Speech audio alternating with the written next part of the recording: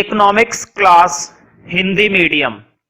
तो देखो समय आ गया है कि हम समष्टि यानी कि मैक्रो का बहुत ही बढ़िया चैप्टर करें। मुझे बताओ, अगर मैं किसी व्यक्ति से पूछता हूं कि भाई तू कुछ भी खरीदना चाहता है, कुछ भी बेचना चाहता है, तू अपने बच्चों पर क्या खर्चा करता है, अपनी बीवी पर क्या खर्चा करता है, अपने ऊपर क्या खर्चा करता है, एक महीने में कितना खर्च कर देता है, एक महीने में कितने कमाता है और एक महीने में कितने उड़ाता है और कितने बचाता है और कितना सोच समझकर बैंक में जमा करता है और कितने रुपए वो अपने घर के राशन पर खर्च करता है, कुल मिलाकर वो कितना कमाता है और कितना खर्च करता है। मोटे मोटे तौर पर दो बातें होती हैं, एक तरफ से पैसा आता है और दूसरी तरफ पैसा जाता है। बस दो ही बातें होती है, तीसरी बातें कभी भी नहीं होती। किसी भी व्यक्ति के लिए यदि वो अर्थव्यवस्था के अंदर किसी भी तरह का काम करता है और अपना जीवन बिताने की कोशिश कर रहा है, तो सिर्फ दो तरह की बातें होती हैं। एक तो वो कि कहीं से तो पैसा आता है और दूसरी बात, कहीं पर पैसा जाता है। जहां से पैसा आता है उसे कहते हैं प्राप्ति। मतलब हम आय को क्या कर रहे हैं, प्राप्त कर रहे हैं। मतलब हमें आय की क्या हो रही है, प्राप्ति हो रही है। जैसे भगवान की प्राप्ति होती है किसी किसी इंसान को, है कि नहीं, होनी नहीं चाहिए वैसे, एक ही बार प्राप्ति होती है फिर उसके बाद प्राप्ति नहीं कर पाता वो। और एक तरफ वो होता है जहां पर पैसा जा रहा है जिसको हम कहते हैं खर्च। एक तरफ से पैसा आना मतलब कि रिसीव करना और एक तरफ से पैसा जाना मतलब कि एक्सपेंडिचर करना, मतलब कि खर्च करना। तो ये तो बात हुई एक व्यक्ति की। लेकिन अगर मैं बात करूं गवर्नमेंट की, मतलब कि सरकार की, तो सरकार से पूछा जाए कि तुम्हारे पास पैसा आता है, तो सरकार के पास भी पैसा आता है। और अगर सरकार से पूछा जाए कि कहीं पर पैसा जाता है, तो उसके पास से भी पैसा जाता है। सरकार भी तो खर्च करती है, सरकार अस्पतालों पर खर्च करती है, सरकार सरकारी स्कूलों पर खर्च करती है, पार्क बनवाती है, ब्रिज बनवाती है, सड़कों को सुधार करवाती है, गवर्नमेंट बैंक को देती है। बहुत सारा कुछ खर्च होता है जो सरकार करती है, ठीक है। अब वो कौन कौन से खर्च होते हैं और कहां कहां से सरकार को पैसा मिलता है, वो सारी बातें हम इस चैप्टर के अंदर पढ़ने वाले हैं। लेकिन अगर मैं तुमसे कहूं कि तुमने इस साल कमाए थे, सपोज तुमने कितने कमाए थे, 10,000 रुपए। इस साल तुमने कितने रुपए कमाए, 10,000 रुपए, और तुमने खर्च कितने कर दिए। भाई तुम अमीर लोग हो, क्या करें, हम तो 9 या 10 रुपए से ज्यादा खर्च कर ही नहीं पाते एक साल के अंदर, है ना। लेकिन तुमने क्या करा, तुमने 10,000 रुपए कमाए, जिसमें से तुमने 9,000 रुपए क्या कर दिए, खर्च कर दिए। मुझे बताओ, जब तुमने 10,000 रुपए सारे कमाए थे और उसमें से तुमने 9,000 तो क्या करके रख दिए, खर्च करके रख दिए, तो तुम्हारे पास कितने रुपए बच गए, तुम्हारे पास सिर्फ कितने रुपए बच गए, 1,000 रुपए। बताओ, बहुत ही कम बचे ना। आधे से ज्यादा अमाउंट तो तुमने क्या करके रख दिया, खर्च करके रख दिया। अब ऐसे में तुम क्या करोगे, अब तुम सोचोगे यार इस साल तो बहुत ज्यादा खर्च हो गया, मैंने 10,000 रुपए तो सारे कमाए और 9,000 रुपए मैंने खर्च कर दिए, तो इस साल तो बहुत ज्यादा खर्च हो गया। अगले साल की जब स्टार्टिंग होगी, ध्यान से सुनना मेरी बात को, अगली साल की जब स्टार्टिंग होगी तो तुम क्या सोचोगे, तुम सोचोगे कि नहीं यार अगली साल ऐसा नहीं होना चाहिए, अगली साल मैं सोच समझकर खर्च करूंगा या सोच समझकर अपने पास पैसा रखूंगा, जरूरत की चीजों पर खर्च करूंगा या करूंगी। वैसे लड़कियां नहीं करती हैं सोच समझकर काम, क्योंकि समझने के लिए दिमाग चाहिए और लड़कियों पर दिमाग की होती नहीं है कमी, दिमाग ही नहीं होता, कमी कहां से होगी, ठीक है। खैर, 10,000 में से 9,000 रुपए तो तुमने खर्च कर दिए, अब तुम्हारे पास सिर्फ कितने रुपए बच गए, 1,000 रुपए बच गए। अब ऐसे में तुम अगली साल ये फैसला करोगे, अगली साल क्या फैसला करोगे कि यार अगला साल शुरू होने से पहले मैं क्या बनाऊंगा, बजट बनाऊंगा। मैं बजट बनाऊंगा और मैं ये फैसला करूंगा कि मुझे कितना खर्च करना चाहिए, मुझे कहां कहां से पैसा मिलता है और मैं कितना खर्च करूंगा, किस किस चीज पर खर्च करूंगा। तो बताओ, एक व्यक्ति के लिए बजट का बनाया जाना जरूरी होता है या नहीं होता है। एक व्यक्ति के लिए बजट का बनाया जाना बहुत ही ज्यादा क्या होता है, जरूरी होता है। तो बताओ, क्या सरकार के लिए जरूरी नहीं होगा, सरकार के लिए तो उससे भी ज्यादा जरूरी होगा। और इसीलिए इसीलिए अब हमें क्या पढ़ने की जरूरत है, सरकारी बजट। तो तुम समझ गए होंगे अब चैप्टर का नाम क्या चलेगा, अपने रजिस्टर में डालो हेडिंग चैप्टर सरकारी बजट। मतलब गवर्नमेंट भी क्या बनाती है अपना, गवर्नमेंट भी क्या बनाने की कोशिश करती है? कोशिश नहीं करती, गवर्नमेंट क्या बनाती है? बजट, सरकारी बजट। और सरकारी बजट का क्या फायदा होता है पूरी अर्थव्यवस्था को? तो लिखो तथा अर्थव्यवस्था, तथा अर्थव्यवस्था। कथा मत लिख देना कभी, यहां पे कथा और हवन कर दो, ठीक है। तथा अर्थव्यवस्था। तो देखो तुम्हारी बुक के अंदर ये चैप्टर कौन से नंबर पर दे रखा है वो मुझे मतलब नहीं है कि कितने नंबर पे, 9वां चैप्टर है, 10वां चैप्टर है, 8वां चैप्टर है, 7वां चैप्टर है, जो मर्जी हो, लेकिन मुझे मुद्दे की बात बताए कि चैप्टर का नाम क्या है? सरकारी बजट तथा अर्थव्यवस्था। और वैसे भी चैप्टर क्या है वो मैटर करता है, कौन से नंबर पर दे रखा है उससे हमें कोई फर्क नहीं पड़ने वाला है कि नहीं। चैप्टर तो तुम्हें फिर भी पूरा का पूरा ही पढ़ना पड़ेगा और जो है वही पढ़ना पड़ेगा, ठीक है। तो इंग्लिश में लिखना चाहो तो इंग्लिश में भी लिख सकते हो, government budget and economy, government budget and economy. तो ये बात तो तुम्हें समझ में आ गई होगी कि बजट का होना बहुत ही ज्यादा जरूरी है एक व्यक्ति के लिए और एक गवर्नमेंट के लिए और एक हर एक इंसान के लिए। बजट का बनाया जाना बहुत ही ज्यादा जरूरी होता है। तुमने देखा होगा इंडिया के अंदर हर साल गवर्नमेंट अपना बजट निकालती है, इंडिया के अंदर हर साल गवर्नमेंट का बजट आता है, न्यूज़पेपर के अंदर पब्लिश होकर आता है, टेलीविजन पर बताया जाता है, रेडियो पर बताया जाता है, इंटरनेट पर देखा जा सकता है हर साल का बजट। क्वेश्चन ये है कि गवर्नमेंट, इंडियन गवर्नमेंट अपना बजट कौन सी डेट को निकालती है? तो ध्यान से सुनो, इंडिया के अंदर गवर्नमेंट का बजट 1 फरवरी की एंड में आता है, 31 मार्च में भी आता है ये तुम्हारा, ठीक है। फरवरी के महीने में तुम्हारा गवर्नमेंट बजट निकालती है। तो कई बार पेपर में आ चुका है कि भारत के अंदर सरकारी बजट कौन सी डेट को आता है, वो डेट बताइए। तो तुम समझ गए होंगे। सबसे पहले मैं शुरुआत करूंगा मेन टॉपिक से नहीं, नोट के अंदर एक छोटे टॉपिक से। तो लिखो नोट के अंदर स्मॉल ए, फर्स्ट पॉइंट, कि आखिर बजट कब निकालती है हमारे देश की सरकार? तो लिखो भारत देश में 1 फरवरी को, भारत देश में 1 फरवरी को वित्त मंत्री, वित्त मंत्री मतलब फाइनेंशियल मिनिस्टर, कौन सा मिनिस्टर? फाइनेंशियल, जो सारी की सारी देखरेख करता है पैसों से रिलेटेड बातों की। भारत देश में 1 फरवरी को वित्त मंत्री सरकारी बजट को पेश करता है, सरकारी बजट को पेश करता है। कौन सी तारीख को पेश करता है? 1 फरवरी, याद रखना। भारत देश के अंदर ये जो सरकारी बजट होता है कब निकलता है? 1 तारीख को। भारत देश में 1 फरवरी को वित्त मंत्री, बोर्ड पे लिख देता हूं मैं, वित्त मंत्री, फाइनेंशियल मिनिस्टर बोलते हैं इसको भाई, वित्त मंत्री, जो पैसे से जुड़ी हुई सारी बातों का ध्यान रखता है। मतलब सारी सिरदर्दी किसकी होती है? फाइनेंशियल मिनिस्टर की।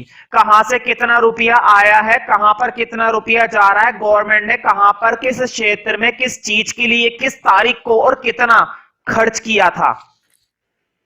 भारत देश में 1 फरवरी को वित्त मंत्री सरकारी बजट को पेश करता है।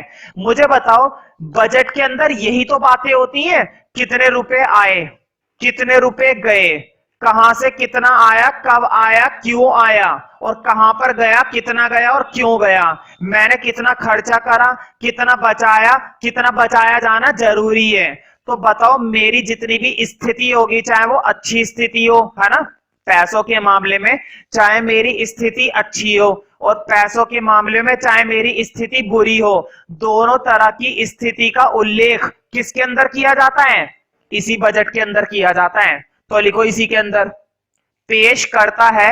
उसके बाद लिखो, लिखो जिसमें सरकार की वित्तीय स्थिति, बोर्ड पे लिखा हुआ है वित्तीय, देखो मैं तो दोबारा नहीं लिख रहा, मैं इसी में एडजस्ट कर रहा हूं। जिसमें सरकार की वित्तीय स्थिति मतलब कि फाइनेंशियल पोजीशन, जिन लोगों के पास अकाउंट सब्जेक्ट है वो तो फाइनेंशियल पोजीशन को बहुत अच्छे से समझ सकते हैं। बताओ एक कंपनी की फाइनेंशियल पोजीशन कौन बताती है? Balance sheet. बैलेंस शीट के अंदर क्या बताया जाता है, एसेट कितनी है और लायबिलिटी कितनी है, और ये दोनों चीजें क्या आ जाती है, बराबर आ जाती है, जिससे हमें क्या पता चलता है, अपनी कंपनी की फाइनेंशियल पोजीशन का मतलब वित्तीय स्थिति। लेकिन सरकार अपनी वित्तीय स्थिति किससे पता करती है, सरकारी बजट से। तो कई बार एक नंबर में आ चुका है कि सरकार को अपनी वित्तीय स्थिति जानने के लिए किस पर डिपेंड रहना पड़ता है, तो तुम्हें बताना है किस पर डिपेंड रहना पड़ता है, सरकारी बजट पर।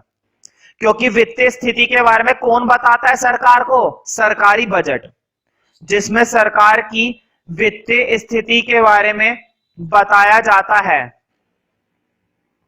सरकार की वित्तीय स्थिति के बारे में बताया जाता है कि वित्तीय स्थिति कैसी है ना, अच्छी है या बुरी है, वित्तीय स्थिति के बारे में बताया जाता है। और बताओ उस स्थिति के अनुसार तुम प्लानिंग करोगे ना अगले साल की। मान लो इस साल तुम्हारे खर्चे ज्यादा हुए, वैसे तुम लोगों के खर्चे ज्यादा होते हैं, फायदे तो हम जैसों के होते हैं। मान लो इस साल तुम्हारे बहुत ही ज्यादा क्या हुए, खर्चे हुए, और मार्केट में तुम्हारे चर्चे हुए, ठीक है। तो खर्चे हो रहे हैं बहुत ज्यादा, तुम क्या करोगे, अगले साल सोच समझ कर चलोगे ना, नहीं यार इतना खर्च नहीं करना, वहां पर नहीं घूमना, यहां पर भी नहीं घूमना, कहीं पर भी नहीं घूमना, ठीक है। तो तुम सोच समझ कर चलोगे, मतलब आने वाले साल में तुम क्या करने वाले हो और क्या नहीं करने वाले हो, उसकी प्लानिंग तुम पहले ही करके बैठ जाओगे, बड़े खाली इंसान हो, है ना। तो लिखो के बारे में बताया जाता है, उसके बाद लिखो तथा आने वाले वर्ष में क्या नीतियां और कार्यक्रम होंगे। आने वाले वर्ष में मतलब क्या पॉलिसी बनाओगे, क्या प्रोग्राम चलाओगे, कैसे करोगे, कैसे नहीं करोगे, ये सारी बातें इसके अंदर बताई जाती हैं। तथा आने वाले वर्ष में क्या नीतियां और कार्यक्रम होंगे, इस बारे में बताया जाता है। क्या नीतियां और कार्यक्रम होंगे, इस बारे में बताया जाता है। किस बारे में बताया जाता है भाई, क्या नीतियां और कार्यक्रम होंगे, इस बारे में बताया जाता है, ठीक है ना, इस बारे में बताया जाता है। अब लिखो नोट के अंदर बी पॉइंट, नोट ही चल रहा है, ठीक है। तो देखो बजट के अंदर हम तीन बातें सीखते हैं, ध्यान से सुनो। भारत के अंदर बजट कब आता है, 1 फरवरी को। बजट हमें क्या बताता है, सरकार की वित्तीय स्थिति मतलब फाइनेंशियल पोजीशन, वित्तीय स्थिति, कितने रुपए आए, कितने रुपए गए, कितना खर्चा हुआ, कहां से कितना रुपया आया, सारी बातें ये होती है वित्तीय स्थिति। दूसरी चीज, आने वाले साल में क्या करना है और क्या नहीं करना है, ये बातें बताई जाती हैं, ठीक है। तो देखो इसके अंदर वो सारी नीतियां लिख देते हैं, सारे कार्यक्रम लिख देते हैं, और ये कहलाती है सरकार की बजटीय नीति। सरकार की कौन सी नीति कहलाती है, ये बजटीय नीति, ठीक है। तो ये बात लिखो बी पॉइंट में, मतलब सरकारी बजट के अंदर जो भी पॉलिसी बनाई जाती है, that policy is referred as budgetary policy. उसी नीति को क्या बोलते हैं, बजटीय नीति। तो लिखो सरकारी बजट में बनाई गई नीतियां तथा कार्यक्रम, सरकारी बजट में बनाई गई नीतियां, सरकारी बजट में बनाई गई नीतियां तथा कार्यक्रम सरकार की बजटीय नीति कहलाती हैं। कौन सी नीति कहलाती है भाई, बजटीय नीति, ठीक है। सरकारी बजट में बनाई गई नीतियां तथा कार्यक्रम सरकार की बजटीय नीति कहलाती हैं, क्योंकि ये किससे संबंधित होती है, बजट से। सरकार की बजटीय नीति कहलाती है। इसको एक नाम से और जाना जाता है, तो लिखो इसे राजकोषीय नीति भी कहा जाता है। इसे राजकोषीय, कौन सा कोषीय, राजकोषीय, है ना, ये राज की बात है, इसे राज ही रहने दो। राजकोषीय नीति भी कहा जाता है, फिस्कल पॉलिसी। इसे राजकोषीय नीति भी कहा जाता है। इस नीति के अंदर दो पहलू होते हैं, वो लिख लो कौन कौन से होते हैं, इसी में लिखो। इसे राजकोषीय नीति भी कहा जाता है। इसके दो पहलू होते हैं, इसके दो पहलू होते हैं। अब वो कौन कौन से पहलू होते हैं वो मैं बोर्ड पे लिख रहा हूं, क्योंकि हो सकता है तुम लोग गलत लिख दो। इसके दो पहलू होते हैं, लिखो राजस्व पहलू, राजस्व, और एक होता है व्यय पहलू। राजस्व को इंग्लिश में लिख लेना रेवेन्यू बोलते हैं इसको, और व्यय को लिख लेना, इसको बोलते हैं एक्सपेंडिचर, है ना। इंग्लिश में ज्यादा इजी लग रहा है। देखो नाम से ही पता चल रहा है, राजस्व रेवेन्यू पहलू मतलब सरकार ने कितने रुपए कमाए, सरकार ने कितने रुपए कमाए, और ये तो तुम्हें मालूम ही है सरकार ने कितने रुपए खर्च करे। तो राजकोषीय नीति के अंदर दो बातें बताई जाती है कि सरकार ने कितना रुपया कमाया और सरकार ने कितना रुपया खर्च करा, और इन दोनों को मिलाकर सरकार की क्या बनती है, राजकोषीय नीति, जिसको बजटीय नीति भी कहा जाता है। ठीक है, जो कि किसके अंदर बताई जाती है, सरकारी बजट के अंदर। बातें समझ में आ गई ना। अब चैप्टर का फर्स्ट हेडिंग डालना है तुम्हें। अब हमें चैप्टर के बारे में काफी नॉलेज हो गई कि सरकारी बजट क्या होता है, कौन सी तारीख को आता है, इसके अंदर क्या बताया जाता है। लेकिन सिर्फ इतना जानना काफी नहीं है। अगर इतना ही जानना काफी होता तो चैप्टर तो तुम्हारा यहीं पर क्या हो जाता, खत्म हो जाता। लेकिन चैप्टर अभी तो खत्म नहीं हुआ, बल्कि अभी तो शुरू भी नहीं हुआ सही से। तो मुद्दे की बात यह कि सरकारी बजट बना ही क्यों रहे हैं, आखिर क्या रीजन है सरकारी बजट को बनाने का, इसके पीछे क्या उद्देश्य है। ठीक है, तो लिखो चैप्टर का फर्स्ट मेन हेडिंग, लिखो सरकारी बजट, सरकारी बजट के क्या, सरकारी बजट के उद्देश्य, ऑब्जेक्टिव्स ऑफ गवर्नमेंट बजट। ठीक है, आखिर क्या रीजन है, क्यों बनाते हैं, क्या जरूरत है सरकारी बजट को मेंटेन करने की, सरकारी बजट को बनाने की। ठीक है, तो मुझे बताओ अगर मैं तुमसे कहूं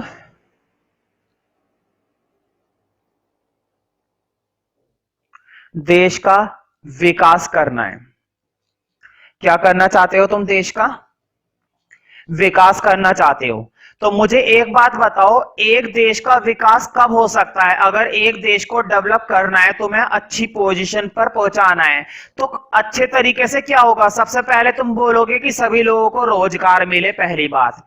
तुम बोलोगे देश के अंदर उत्पादन बढ़े, दूसरी बात देश के अंदर अच्छे अस्पताल खोले जाएं, अच्छे स्कूल खोले जाएं। यही सब कुछ फैक्टर होते हैं देश का विकास करने के लिए। कुल मिलाकर हमारे देश की एक सबसे बड़ी चीज होती है क्या, जिसके बेस पर हम काम करते हैं, पूरे देश का उत्पादन किसमें मेजर किया जाता है, जीडीपी में। अगर मैं तुमसे बोलूं कि अगर एक देश का विकास करना ही चाहते हो, और मैंने तुमसे कहा कि जीडीपी में क्या करनी है, वृद्धि करनी है, जीडीपी में क्या करना चाहते हो, वृद्धि करना चाहते हो, क्या देश का विकास हो जाएगा। कुल मिलाकर हर एक चीज को किसमें शामिल कर दिया जाता है, जीडीपी के अंदर, ग्रोस डोमेस्टिक प्रोडक्ट। अगर ग्रोस डोमेस्टिक प्रोडक्ट में वृद्धि हो जाए, एक देश के उत्पादन में वृद्धि हो जाए, उत्पादन में वृद्धि होगी तो रोजगार में वृद्धि होगी, रोजगार में वृद्धि होगी तो आय में वृद्धि होगी, आय में वृद्धि होगी तो निवेश में वृद्धि होगी, निवेश में वृद्धि होगी तो फिर तो खेल ही खत्म हो गया सारा। तो सरकारी बजट के उद्देश्य में सबसे पहला उद्देश्य यही है कि क्या होना चाहिए, जीडीपी में, लिखो पहला उद्देश्य जीडीपी समृद्धि। मतलब जीडीपी में तुम क्या करना चाहते हो, इंक्रीज करना चाहते हो, वृद्धि करना चाहते हो। अब तुम सोच रहे होंगे सरकारी बजट का जीडीपी से क्या मतलब है, मुझे बताओ। सरकार भी तो देश पर खर्च करती है, अगर सरकार भी अपना निवेश जीडीपी पर करना शुरू कर दे, आधारिक संरचना पर, आधारिक संरचना समझते हो, अगर तुम्हें याद हो तो अर्थव्यवस्था के अंदर भारतीय अर्थव्यवस्था के अंदर इंफ्रास्ट्रक्चर नाम का वर्ड होता है, मतलब गवर्नमेंट खर्च करती है हॉस्पिटलों पर, गवर्नमेंट खर्च करती है रोड पर, ब्रिज बनवाती है, पार्क खुलवाती है, स्कूल्स चलवाती है, गवर्नमेंट कंपनी खोलती है, गवर्नमेंट डेवलपमेंट के लिए बहुत सारे काम करती है, गवर्नमेंट इक्विपमेंट खरीदती है। तो इतनी सारी चीजों पर अगर सरकार खर्च करना शुरू कर दे, सरकार निवेश करना शुरू कर दे, तो बताओ देश की तरक्की होगी ना। देश के अंदर तेजी से क्या बढ़ेगा, उत्पादन की क्षमता बढ़ेगी, है ना। हमारी जो आधारिक संरचना है, उस आधारिक संरचना में क्या आएगा, सुधार आएगा। यही होती है आधारिक संरचना। इंफ्रास्ट्रक्चर मतलब आधारिक संरचना। देश के अंदर सरकार अस्पतालों पर खर्च करे, सरकारी स्कूलों पर खर्च करे, जगह जगह बच्चों के घूमने के लिए पार्क बनवाए, अच्छी सड़कें बनवाए, ठीक है, गांव की स्थिति को सुधारे, हर एक जगह पर बिजली का निपटारा करे, ठीक है। तो यही कहलाती है। और जब इन सब चीजों में वृद्धि होगी तो सही मायने में जीडीपी समृद्धि होगी। यहां पर जीडीपी कहने का मतलब सिर्फ उत्पादन नहीं है, यहां पर जीडीपी कहने का मतलब है एक देश के अंदर पूर्ण विकास होना, ठीक है। तो लिखो जीडीपी समृद्धि के अंदर, लिखो यह सरकार का एक केंद्रीय उद्देश्य है, यह सरकार का एक केंद्रीय मतलब कि ये सेंट्रल मेन ऑब्जेक्टिव है।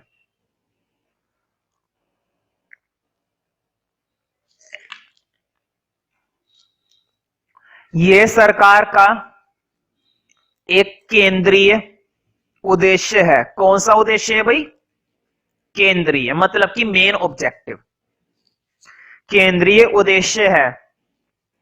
इस उद्देश्य को पूरा करने के लिए सरकार, इस उद्देश्य को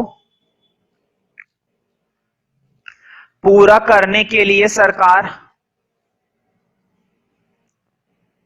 इस उद्देश्य को पूरा करने के लिए सरकार आधारिक संरचना पर निवेश करती है। अंडरलाइन कर लो आधारिक संरचना। मैं तुम लोगों से वीडियो क्लास में आकर या बोर्ड क्लास में या कभी भी तुमसे पूछ सकता हूं कि आधारिक संरचना का क्या मतलब है, इसलिए एक बार फिर से सुन लो। आधारिक संरचना कहने का मतलब यह हुआ कि देश की सरकार अलग अलग चीजों पर खर्च करती है। फॉर एग्जांपल सरकारी अस्पतालों पर खर्च करना, अस्पतालों के अंदर अच्छी फैसिलिटी प्रोवाइड करना, देश के अंदर अच्छे से अच्छे स्कूल खोलना, वहां पर टीचरों की फैसिलिटी प्रोवाइड करना, वहां पर गरीब बच्चों को किताबें दिलवाना, उनके घूमने के लिए पार्क खुलवाना, अच्छी सड़कों का निर्माण करना, अच्छे ब्रिज बनवाना, गांव की स्थिति को सुधारना।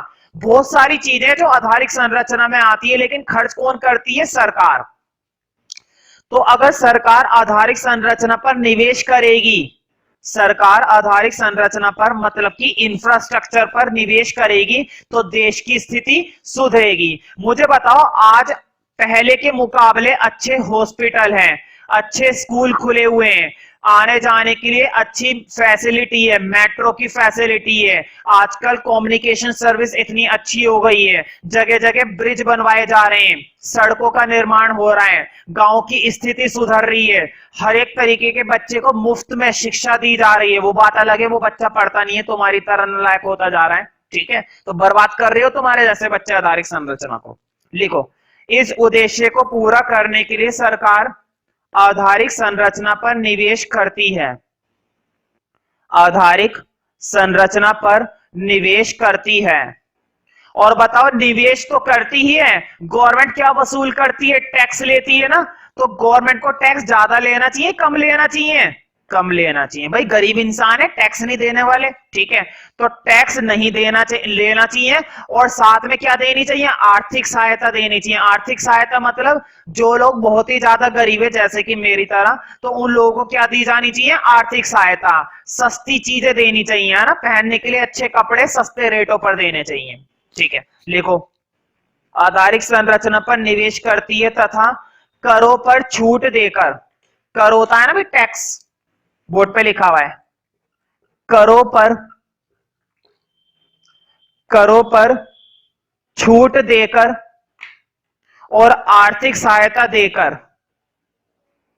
करों पर छूट देकर और आर्थिक सहायता देकर, करों पर छूट देकर और आर्थिक सहायता देकर निजी निवेश को प्रोत्साहित करती है। तो ये सारे उद्देश्य किसके अंदर होते हैं? सरकारी बजट के अंदर। आर्थिक सहायता देकर निजी निवेश को प्रोत्साहित करती है, तभी तो एक बंदा निवेश करेगा। मुझे बताओ, अगर सारा का सारा गवर्नमेंट टैक्स ही ले लेगी तो उसके पास, बेचारे के पास बचेगा क्या? और जब पैसा ही नहीं बचेगा तो निवेश क्या खाक करेगा वो? ठीक है, लिखो आर्थिक सहायता देकर निजी निवेश को प्रोत्साहित करती है, निजी निवेश को प्रोत्साहित करती है। ठीक है, मुझे बताओ 10 रुपए बंदा कमाता था, 5 रुपए गवर्नमेंट ने टैक्स ले लिया, तो बचेगा क्या? 5 रुपए में वो बंदा खाएगा या निवेश करेगा? ठीक है, समझ रहे हो ना इस चीज को? तो गवर्नमेंट को चाहिए कि वो टैक्स ना ले या फिर टैक्स कम ले। ठीक है, तथा करों पर छूट देकर और आर्थिक सहायता देकर निजी निवेश को प्रोत्साहित करती है ना? निजी निवेश को क्या करती है भाई? प्रोत्साहित करती है। तुमने देखा होगा पूरे देश के अंदर 29 राज्य हैं और 29 राज्यों के अंदर भी कुछ क्षेत्र आज भी ऐसे हैं जहां पर आज भी विकास हो ही नहीं रहा है। बहुत ही ज्यादा पिछड़े हुए क्षेत्र तो ऐसे हैं जहां पर पढ़ने के लिए बच्चों के पास अच्छी शिक्षा नहीं है। स्कूल तो है, टीचर नहीं है। टीचर तो है, क्लासरूम की स्थिति इतनी बेकार है कि वहां पर पढ़ाई तो दूर की बात है, ढंग से बैठा भी नहीं जा सकता। इतने बुरे हालात हैं, अगर किसी को बीमारी हो जाए तो बेचारा वो हॉस्पिटल में जाने की बजाय पहले ही मर जाएगा। अच्छा मर जाए, हमारा क्या जा रहा है। ठीक है, तो कुल मिलाकर कहीं पर तो ग्रोथ अच्छी हो रही है और कहीं पर ग्रोथ हो ही नहीं रही है। बताओ, सरकारी बजट के अंदर इस उद्देश्य को भी पूरा करने की फैसला लिया जाएगा ना कि जो भी ग्रोथ हो बराबर से हो। ठीक है, तो लिखो नंबर 2, मतलब ये तो कोई बात नहीं हुई, कहीं पर तो बहुत ही अच्छी ग्रोथ हो रही है। जैसे कि तुम्हें मालूम है भारत की राजधानी है दिल्ली, और दिल्ली के अंदर तो हर जगह अच्छा कुछ देखने को मिलता है, जबकि दिल्ली के अंदर भी कुछ एरिया ऐसे हैं जो थर्ड क्वालिटी हैं और कुछ एरिया ऐसे हैं जो काफी अच्छी फैसिलिटी प्रोवाइड कर रहे हैं। तो देखो क्षेत्र क्षेत्र की बात है, किसी क्षेत्र में तो अच्छा खासा डेवलपमेंट देखने को मिल रहा है और किसी क्षेत्र में कुछ भी नहीं मिल रहा है। ठीक है, तो हमें चाहिए कि आपस में क्या बना रहे? संतुलन बना रहे, आपस में क्या बना रहे? बैलेंस्ड बना रहे। ठीक है, तो लिखो दूसरा उद्देश्य, संतुलित संतुलित प्रादेशिक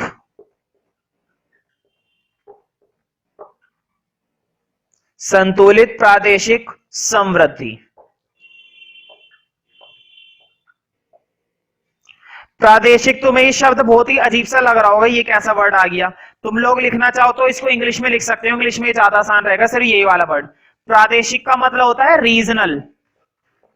और भी आसान शब्द लिख लो, रीजनल के लिए लिख लो क्षेत्रीय, अब समझ में आ जाएगा। देखो, कुछ क्षेत्र तो ऐसे हैं जहां पर समृद्धि अच्छी खासी है और कुछ क्षेत्र ऐसे हैं जहां पर स्थिति बद से भी बदतर है। तो मुझे बताओ, क्षेत्रीय समृद्धि को कैसा होना चाहिए? संतुलित होना चाहिए। हर जगह विकास हो, समान गति से हो, सबको शिक्षा मिले, सबको अस्पताल की फैसिलिटी मिले, सबको घूमने के लिए पार्क मिले, रहने के लिए पक्के मकान मिले, मकानों के अंदर बिजली मिले, पीने के लिए पानी मिले, है ना? अब क्या सब कुछ मैं ही बोलता रहूं?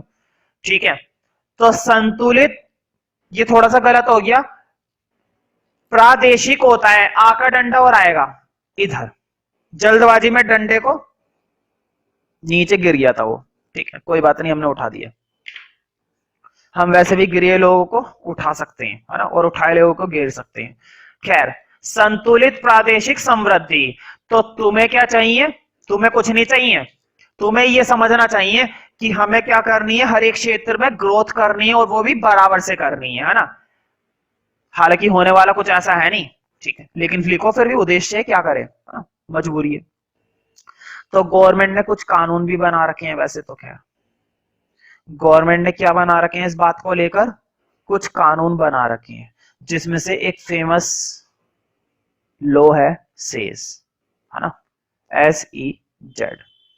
क्या है भाई, SEZ, बोर्ड पे देखो, सेज, स्पेशल इकोनॉमिक जोन, विशेष आर्थिक क्षेत्र। विशेष आर्थिक क्षेत्र के अंदर क्या होता है, कुछ ऐसे कानून बनाए गए जिसमें लोगों को उदारता दी जाती है, आजादी दी जाती है। आजादी मतलब उनसे बोला जाता है तुम्हें कोई टैक्स नहीं देना, तुम्हें गवर्नमेंट उल्टा सब्सिडी दिया करेगी, जो मर्जी करना है अपनी आय के साथ करो, अपना खुद का धंधा करो, खुद का काम करो, जो मर्जी करो, ठीक है, तुमसे कोई टैक्स नहीं लिया जाएगा। सेज कानून बनाया गया है, और सेज कानून के अंदर जो जो पिछड़े हुए क्षेत्र हैं वो सारे क्षेत्र इसके अंदर आते हैं, ठीक है, लेकिन पिछड़े हुए, ऐसे नहीं कि अच्छे क्षेत्र। दिल्ली के क्षेत्र बहुत ही कम आते हैं सेज में, ठीक है। तो लिखो संतुलित प्रादेशिक समृद्धि के अंदर। पहले इसके बारे में और बातें जानना चाहते हो तो गूगल पे सर्च करना सेज। सेज के अंदर कौन कौन से कानून है और कौन सा कानून किस बात के लिए कहां पर लागू होता है और किस क्षेत्र में लागू होता है, सारी बातें तुम्हें पढ़ने को मिल जाएगी। लेकिन मुद्दे की बात यह है, मुद्दे की बात यह कि यहाँ पर सेज सिर्फ एक शब्द आया है, उस पर रिसर्च नहीं करनी तुम्हें बैठकर, कभी उस पर लगे रहो, ठीक है। तो लिखो संतुलित प्रादेशिक समृद्धि के अंदर। बजटीय नीति के दौरान पिछड़े क्षेत्रों के विकास पर ध्यान दिया जाता है। बजटीय नीति के दौरान, कौन सी नीति के दौरान, बजटीय नीति। बजटीय नीति मतलब सरकारी बजट के अंदर बनाई गई नीति। बजटीय नीति के दौरान पिछड़े क्षेत्रों के विकास पर, पिछड़े क्षेत्रों के विकास पर ध्यान दिया जाता है। किस पर ध्यान दिया जाता है, विकास पर। पिछड़े क्षेत्रों के विकास पर ध्यान दिया जाता है ना, देना भी चाहिए ध्यान, अगर ध्यान नहीं दोगे तो कैसे बात बनेगी। पिछड़े क्षेत्रों के विकास पर ध्यान दिया जाता है, लेकिन कौन से क्षेत्र, पिछड़े हुए क्षेत्र, जो पहले से अच्छे क्षेत्र है उस पर ध्यान मत दो, है ना, वहां तो विकास पर ध्यान दोगे तभी बात बनेगी, वरना देश का तो नाश हो ही जा रहा है और हो जाएगा, अपना क्या जा रहा है, ठीक है। तो ऐसा करने के लिए सरकार ने क्या बना रखा है, सेज बना रखा है। सेज मतलब इसके अंदर कुछ ऐसे क्षेत्रों के लिए काम किया जाता है जो पिछड़े हुए क्षेत्र होते हैं, उनके लिए कुछ कानून बनाए गए हैं। कुछ कानून ऐसे हैं जो उनके अकॉर्डिंग है, उनको आजादी दी गई है। उनको क्या दी गई है, आजादी दी गई है, जिसमें से एक बहुत ही फेमस कानून है LTL। बोर्ड पे देखो, LTL, liberal tax law. Liberal, liberal का मतलब होता है आजादी, उदारता, और टैक्स का मतलब तो तुम्हें समझ में आता ही है, और लॉ का मतलब कानून। मतलब कुछ क्षेत्रों को तो ऐसे बोला गया है कि तुम्हें टैक्स देने की जरूरत है ही नहीं, बेचारे कहां से देंगे टैक्स। टैक्स तो दूर की बात है, उन्हें खाना खाने के लिए पैसे नहीं होते तो वो टैक्स कहां से दे देंगे। तो कुछ क्षेत्रों में सरकार ने उन्हें टैक्स से क्या कर रखा है, लिबरल कर रखा है, आजाद कर रखा है। और ये कानून किसके अकॉर्डिंग बनाया गया है, सेस के अकॉर्डिंग, स्पेशल इकोनॉमिक जोन, ठीक है। तो लिखो इसी के अंदर ध्यान दिया जाता है। उसके बाद लिखो विशेष आर्थिक क्षेत्र, विशेष आर्थिक क्षेत्र,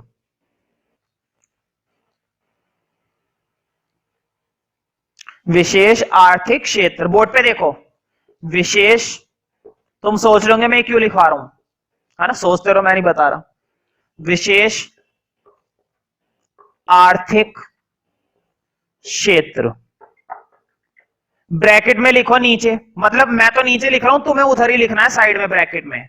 तुमने क्या लिखा है, विशेष आर्थिक क्षेत्र, ब्रैकेट में इसी चीज को इंग्लिश में भी लिखना है। लिखो स्पेशल, विशेष का मतलब स्पेशल, आर्थिक मतलब इकोनॉमिक, और क्षेत्र मतलब जोन। वैसे तो एरिया भी होता है ना, और शॉर्ट में जरूर लिखना SEZ।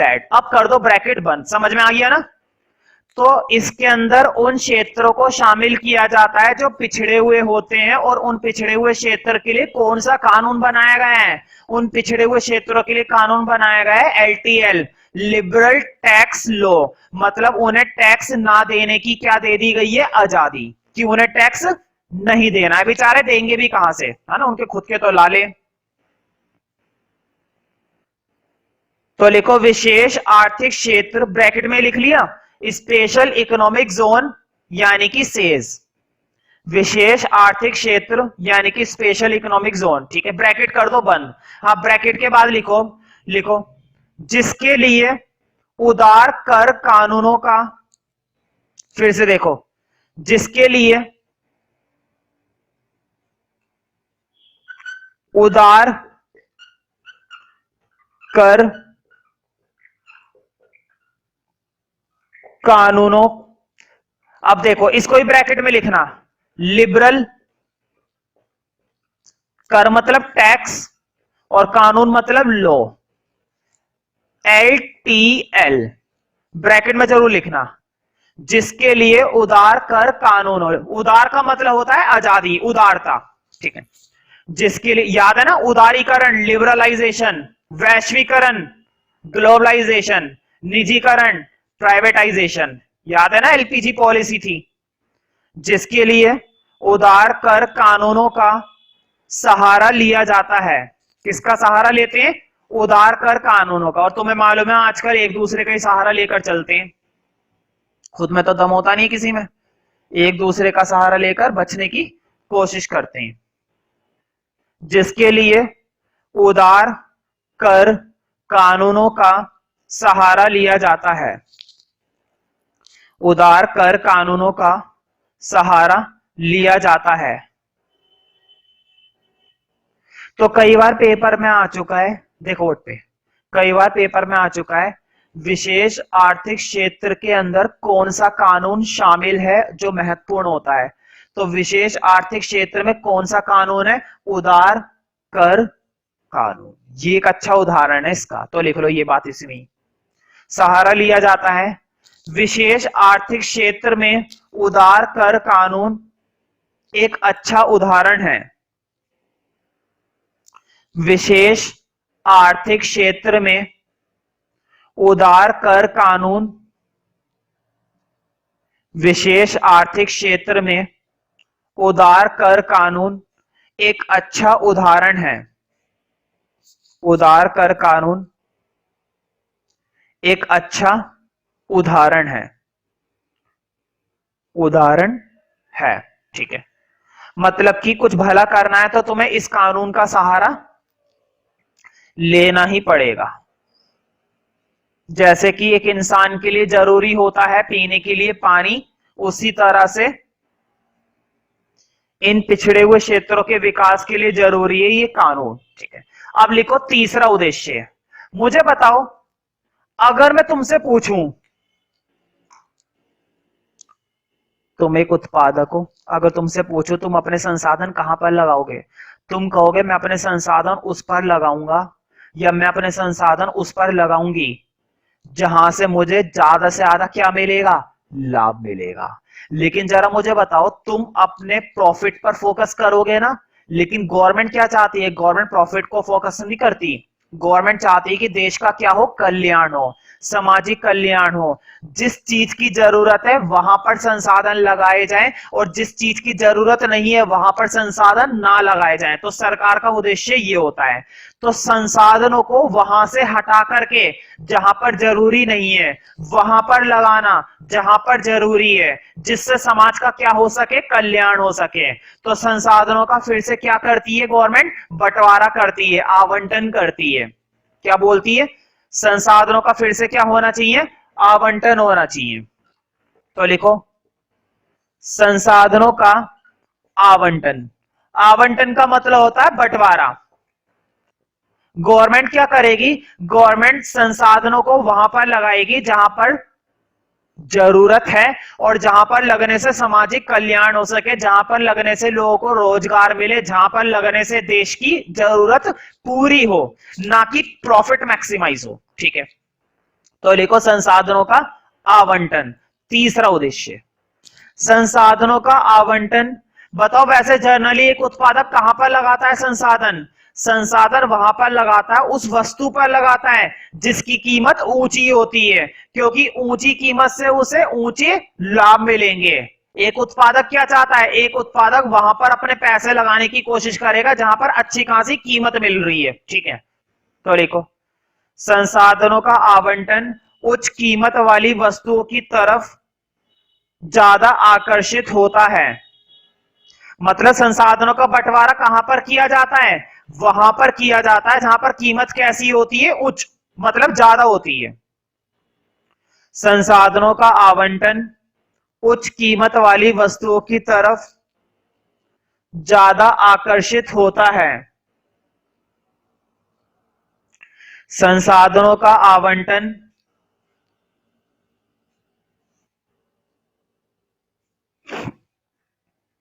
संसाधनों का आवंटन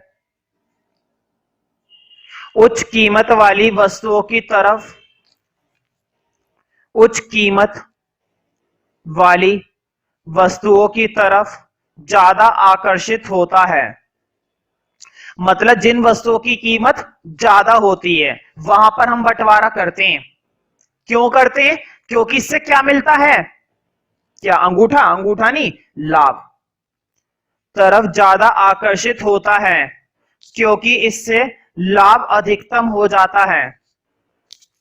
क्योंकि इससे लाभ अधिकतम हो जाता है। वैसे भी तुम लोग एक नंबर के लालची हो, तुम तो लगे ही प्रॉफिट की तरफ रहते हो हर समय। क्योंकि इससे लाभ अधिकतम हो जाता है। लेकिन क्या इससे सामाजिक कल्याण होता है? वो तो वैसे भी नहीं होता है। ठीक है, तो लिखो, परंतु यह सामाजिक कल्याण को स्थापित करने में असफल रहती है। परंतु यह सामाजिक कल्याण को स्थापित करने में असफल रहती है। परंतु यह सामाजिक कल्याण को स्थापित करने में असफल रहती है। क्या रहती है? असफल रहती है। और सामाजिक कल्याण की हानि होती है। सामाजिक कल्याण को स्थापित करने में असफल रहती है और सामाजिक कल्याण की हानि होती है। सामाजिक कल्याण की हानि होती है। सामाजिक कल्याण की क्या होती है भाई? हानि होती है। हानि समझते हो ना? लॉस।